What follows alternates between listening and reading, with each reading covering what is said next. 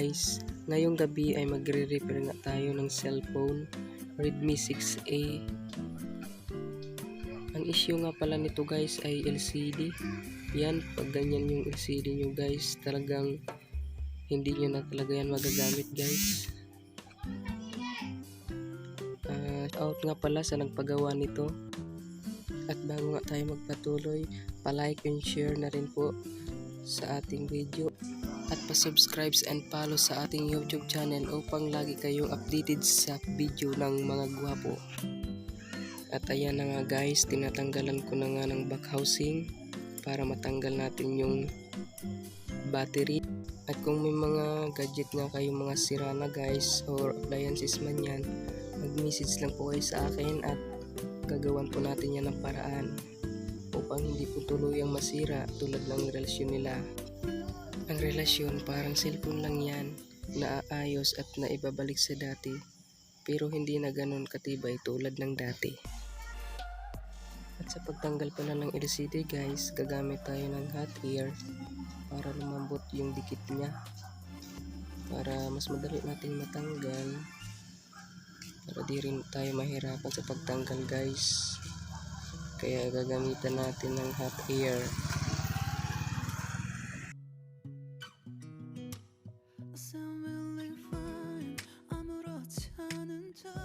Ayan na nga guys, ang lambot na ng LCD nya. Mas madali na natin matanggal.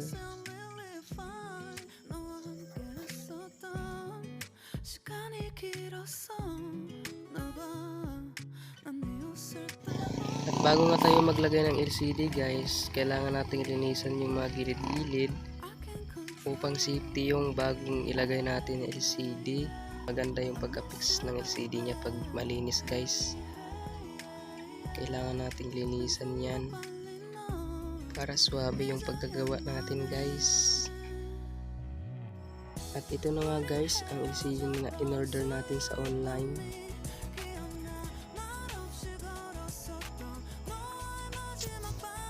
Ayan na guys, napakaganda sa pagkabalot guys. Safety yung LCD natin. Good job, good job.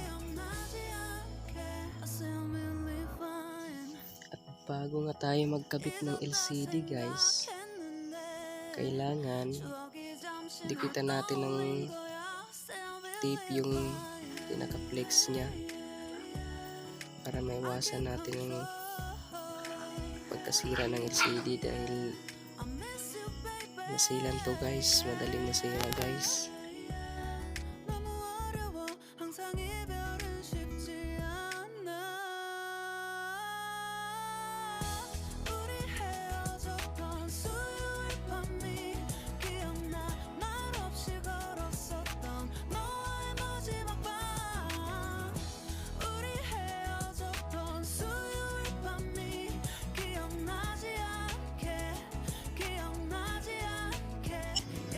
Testing natin guys para malaman natin kung okay ba yung LCD nya.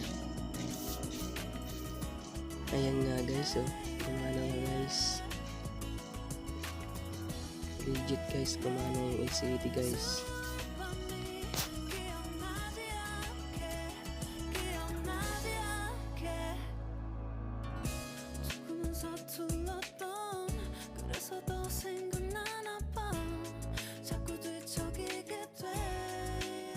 Ang ganitong issue guys ay napakadalang ayusin.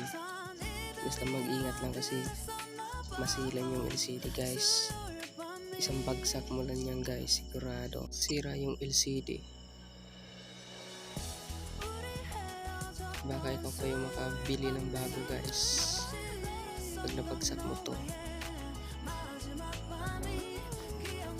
At ang technique ko pala guys sa paglagay ng pandikit, yung LCD yung una kong dikitan guys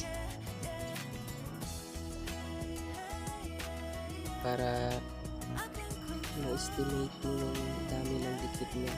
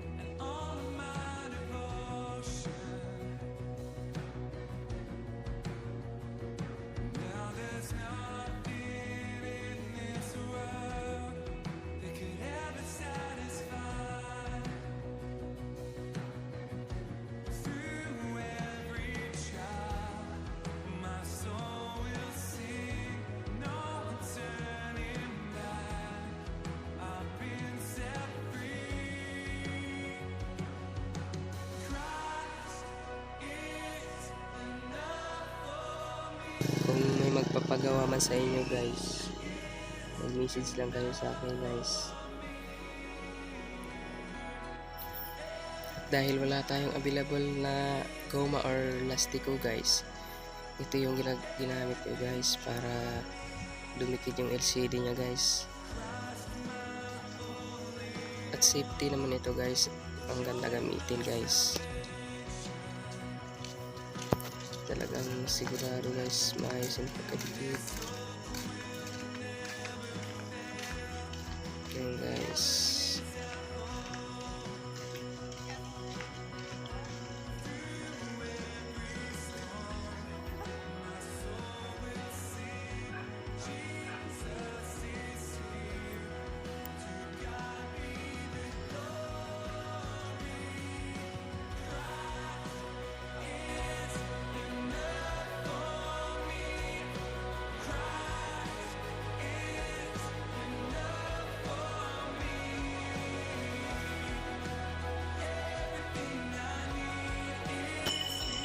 Ayan na guys, gumana na nga siya guys.